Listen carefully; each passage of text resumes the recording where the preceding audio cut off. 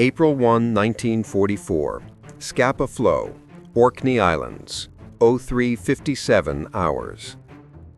Cold Atlantic wind howled across the steel decks of HMS Victorious as the carrier rode at anchor in the black waters of Scapa Flow, its deck lights extinguished and its crew working in near silence beneath the faint red glow of blackout lamps. The air tasted of diesel, wet steel, and salt, and below deck, in the hangar lit by swinging cage lamps, rows of Fairey Barracuda dive bombers sat folded like metal vultures, each one loaded with newly issued 1,600-pound armor-piercing bombs, heavy, blunt weapons designed for one task only, smashing through the armored deck of the German battleship Tirpitz, Hitler's unsinkable monster, anchored deep inside Fjord. The Tirpitz had survived torpedo attacks, sabotage from Norwegian resistance, and countless recon flights. She was the shadow looming over every Arctic convoy, the reason entire Royal Navy fleets stayed locked in northern waters. Tonight, under Operation Tungsten, the British aimed to cripple her before she fully returned to combat strength. In a cramped planning room below deck, Captain Guy Russell stood hunched over a map pinned beneath glass, lines of fjords and mountains marked in grease pencil. Pilots gathered around him, faces pale, flight suits half-zipped, the red lighting making their eyes look hollow. Russell tapped the map where the Tirpitz lay between steep cliffs, surrounded by heavy flak towers and smoke generators. "She'll try to lay smoke the moment they hear us," he said quietly. "Our only chance is to hit fast before the fjord disappears into a white screen." Lieutenant Commander Patrick McLaughlin, leader of No. 8 TBR Wing, studied the reconnaissance photos scattered across the table. They showed the Tirpitz moored bow in toward the fjord wall, anti-aircraft guns bristling like a forest of metal thorns, a battleship half hidden beneath camouflage nets. Even damaged from the last attack, she remained the most dangerous warship in Europe. "If we're early," McLaughlin murmured, "we catch them unprepared. If we're late..." No one finished the sentence. Up on deck, ground crews worked in coordinated silence, rolling the Barracudas into launch position as their engines coughed, sputtered, then roared awake. Propellers chopped moisture from the air as the wind whipped across the bow. The sky to the east was a faint icy gray, dawn creeping in. The pilots climbed into their cockpits, stropping themselves into cramped seats surrounded by rattling gauges and flickering lamps. McLaughlin settled in, his navigator, Sub-Lieutenant Martin, flipping through his kneeboard maps, while the gunner loaded fresh belts into the Vickers K-gun. The aircraft smelled of oil, canvas, and cold metal. Just as McLaughlin adjusted his harness, a deckhand approached, face pale beneath his helmet. "Sir," he whispered, leaning close, "something odd, topside, near the port maintenance crane."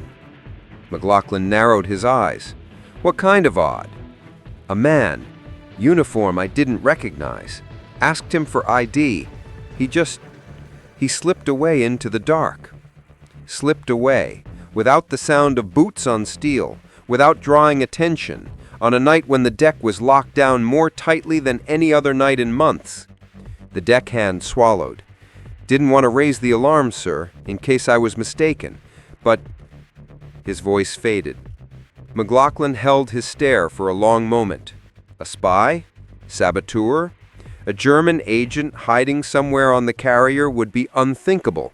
But the war had already shown that unthinkable things happened every week. "Report it to the officer of the watch," he said firmly, "immediately." The deckhand sprinted off. McLaughlin closed his canopy, but the image of a lone figure standing near the crane dug into his thoughts. Someone who shouldn't have been there. Someone too calm, too deliberate. Below deck, Captain Russell received a final encrypted message from coastal reconnaissance aircraft near Norway.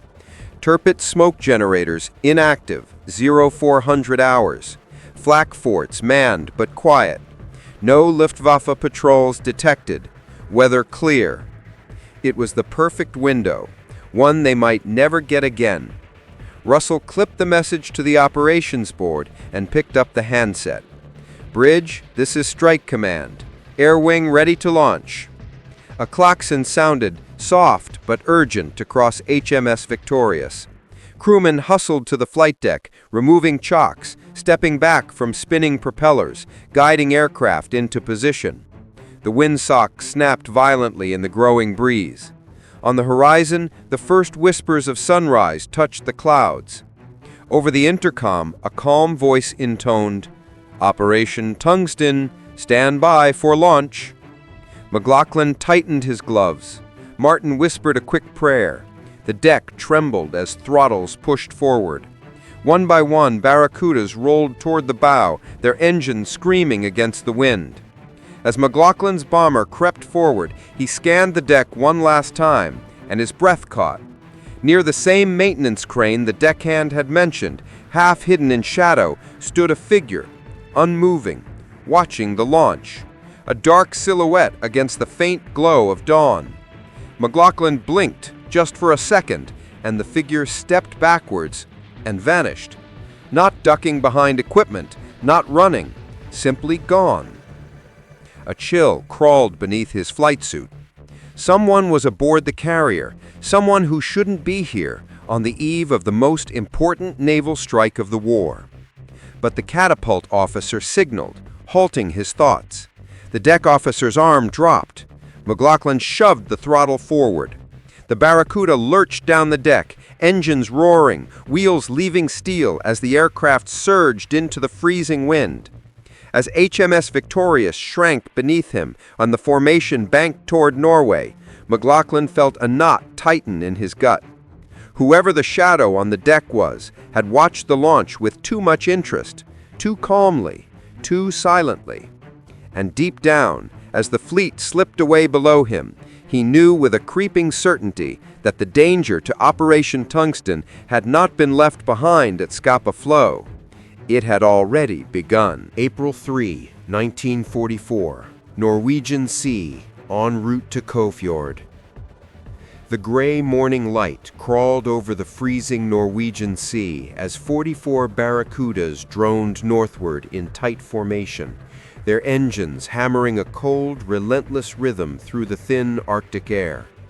Lieutenant Commander Pat McLaughlin sat hunched in his cockpit, shoulders stiff beneath his flight suit, eyes scanning the endless steel horizon where sky and water merged into a single colorless plain. Frost crept along the inside of the canopy despite the heater, and each breath turned to thin fog before fading. Behind him, the long shadow of the carrier fleet had vanished. Ahead lay only mountains, fjords, and the most heavily defended target in Europe, the German battleship Tirpitz, resting in its icy fortress of Kofjord. The aircraft vibrated steadily beneath him, but beneath that physical hum, another unease lingered, a nagging chill that had nothing to do with wind, altitude, or the cold north. He could not shake the memory of the figure on the deck at Scapa Flow, the silhouette that watched the launch without moving, the one that disappeared with impossible quiet. The officers said the deckhand must have been mistaken, that in darkness and adrenaline, shadows could trick the mind. But McLaughlin had seen too many strange things during the war to dismiss anything easily, and the image gnawed at him now with a quiet, insistent presence. Below the aircraft, the Norwegian coastline came into view, sharp black mountains rising from the sea like jagged iron teeth, topped with glaciers that glowed faintly in the growing light. Snow dusted the lower slopes. Fog clung to the fjords like gray smoke. Sub-Lieutenant Martin, the navigator, tapped the side of the canopy. "Approach vector confirmed," he shouted over the engine roar. "Hard starboard in 60 seconds. Entry to Altenfjord." McLaughlin nodded and dipped the wing slightly, watching the formation ripple in response. The rear gunner, leading airman Peters, scanned the sky behind them, hands gripping the Vickers K-gun tight enough that his gloves creaked. "Flak'll wake up the moment we cross the ridge," Peters muttered. "Old Tirpitz won't be asleep for long." McLaughlin didn't reply. His eyes remained locked on the fjord mouth ahead, a narrow slit carved between towering cliffs. British intelligence had warned that the Germans expected an attack soon, though not this early and not from this altitude. Surprise was their only ally. But suddenly, Martin stiffened. "Pat, radio traffic!" McLaughlin swiveled toward the receiver. A faint hiss, a crackle, then something, a sound. Not German, not Allied, just a whisper across the static, too faint to understand. "Try to tune it," McLaughlin ordered. Martin adjusted the dials with gloved fingers. The whisper grew sharper, still indistinct, still impossible to classify. It didn't sound like weather interference. It didn't sound like coded military chatter. It sounded deliberate, intentional, watching, listening. Then, just as suddenly, it cut out. Silence. Martin frowned. "No enemy transmitter should reach this far out. Not at this frequency." Peters leaned forward. "Could it be a U-boat?" "No," McLaughlin murmured. "Wrong band." But he knew what it reminded him of. The strange presence at Scapa Flow. The feeling of being observed. As the formation descended toward the fjord, the mountains rose like walls, squeezing the air around them. The wind turned choppy. Turbulence buffeted the wings. The Barracudas plunged down the approach route at low altitude, hugging the rock faces to stay below German radar. The fjord stank of brine and cold iron, the cliffs casting long shadows across the water. A voice crackled over the intercom. Captain Guy Russell's. "All strike groups prepare to split into attack wings 1 and 2. Priority targets, main flak emplacements, Tirpitz deck guns, bridge structure. Hit hard, hit fast, and get out." McLaughlin steadied the bomber as the formation tightened. They were minutes away from facing a wall of steel and fire, unlike anything the Fleet Air Arm had challenged before. But as he adjusted the throttle, something caught his eye. Movement on the cliffside. A brief flicker of dark against dark. A shape. A figure standing on the rock ledge above the fjord entrance, barely distinguishable against the mountain. Immobile. Watching the approach. Just like the shadow at Scapa Flow. Just like the presence on the radio moments earlier. The figure did not flee, did not hide, did not react as 44 warplanes thundered beneath it.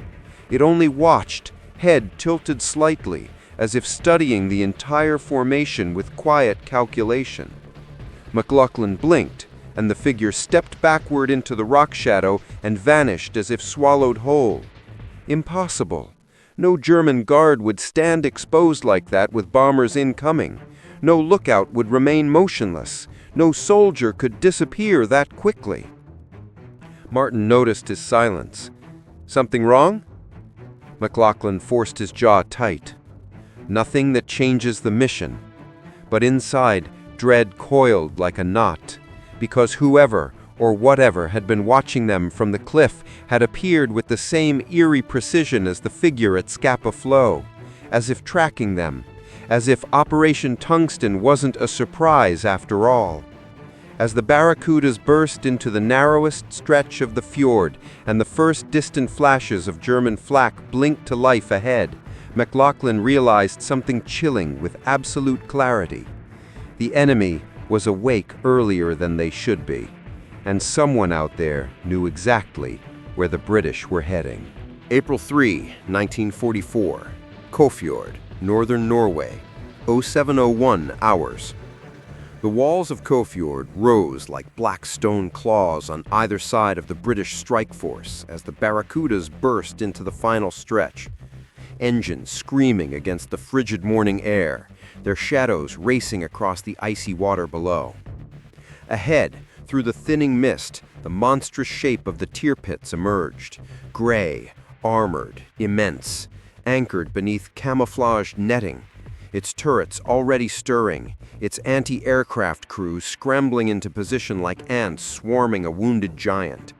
Lieutenant Commander Pat McLaughlin gritted his teeth as the first burst of 20mm flak tore through the sky, glowing spheres of fire cracking past his wings with a sound like ripping cloth. The fjord exploded into violent motion, tracer streams, white smoke, flak blossoms erupting so close he could feel the shockwaves shudder through the Barracuda's frame. "They're awake too early," Martin shouted from the navigator's seat, voice shaking. "How the hell did they know?" "Forget that," McLaughlin yelled. "Bombing run, now!" The first wave of Barracudas peeled upward, engines howling as they climbed into their attack arc. The Tirpitz returned fire with a fury that shook the fjord, her heavy guns hammering the air, her mid-range batteries throwing metal like a burning forest. The ship's smoke generators ignited, belching a white curtain that began spreading across the water, but the British had arrived just minutes before the fjord could vanish under it. McLaughlin shoved the nose of his aircraft downward, lining up the armored deck of the battleship. His heart pounded. The Tirpitz grew larger, her deck guns moving, crew scrambling, her bridge a gray tower bristling with weapons. Peters in the rear cockpit fired a burst at a flak tower to distract it, brass casings raining into the slipstream. "Hold her steady," Peters yelled. A puff of black smoke erupted directly under McLaughlin's wing, close enough to rock the aircraft sideways. Warning lights flickered. Martin cursed. "She's reading us too well. They're correcting faster than expected." But McLaughlin's mind flashed elsewhere, towards the figure on the cliff, the same silhouette from Scapa Flow, the same presence watching from impossible distances with perfect stillness, as if it had known their timing, their route, their attack vector, as if it had been waiting here too. He shoved the thought aside. There was no time. He steadied his breathing, tightened his grip, and committed. "Bombs! Away!" The Barracuda lurched upward as the massive bomb released, dropping in a wobbling arc, falling toward the Tirpitz's armored deck. A half-second later, dozens more followed from the rest of the wing, a deadly rain darkening the sky above the battleship. The Tirpitz roared under the assault. Explosions tore across her hull, bright orange flashes punching through steel plating, geysers of smoke and flame erupting upward as shockwaves rolled across the water. One bomb crashed into the midsection of the ship, punching through the deck and detonating beneath the catapult area. Another ripped across the forward turrets, sending fragments whirling into the fjord like shrapnel from a dying Titan. German crews screamed orders. Fire leapt across the deck. A column of black smoke unfurled from behind the bridge.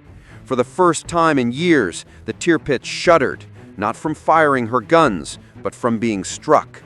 "Direct hit!" Martin shouted. "Pat, we crippled her! Look!" But there was no time to celebrate. The second wave of Barracudas roared past, releasing their loads into the chaos. More explosions, more smoke, more fire. The Tirpitz, the pride of the Kriegsmarine, the unsinkable fortress, writhed under the attack like a wounded leviathan. Yet even dying beasts strike back. The flak intensified. A Barracuda above McLaughlin burst into flame, spiraling downward in a trail of burning fuel before crashing into the water with a sickening splash. Another took a direct hit to the engine and vanished behind a curtain of black smoke. "We need to get out," Peters shouted. "This sky's turning into hell." McLaughlin pulled up sharply, banking hard left as a burst of tracer fire sliced through the air where he'd been seconds before. The fjord walls blurred past, the world reduced to wind, metal, smoke, and fear. "All aircraft, break off!" Russell's voice snapped over the radio. "Repeat, break off and return to rally point!" McLaughlin turned toward the fjord exit, flying low over the water, weaving between rising columns of smoke. But as he steadied the aircraft, movement on the cliffside caught his eye again. That same figure, standing on a narrow ledge as if unaffected by the storm of metal and fire waging below, watching the Tirpitz burn, watching the British escape, watching him. The figure did not flinch under explosions that shook the entire fjord. did not shield its eyes, did not move even when debris howled past the cliffs. McLaughlin stared, heart dropping into a cold pit. "Pat!" Martin shouted. "Eyes front! You'll crash!" McLaughlin shapped back just in time to pull the Barracuda away from the rock wall, but not before the figure on the cliff stepped backward and vanished into the shadows. Again, impossibly fast, untraceable, unnatural. Questions clawed at his mind. Enemy agent? Norwegian lookout? Phantom? Illusion? But none fit. None explained the perfect timing. None explained how it always appeared where it should be impossible for anyone to stand. None explained the radio whisper earlier.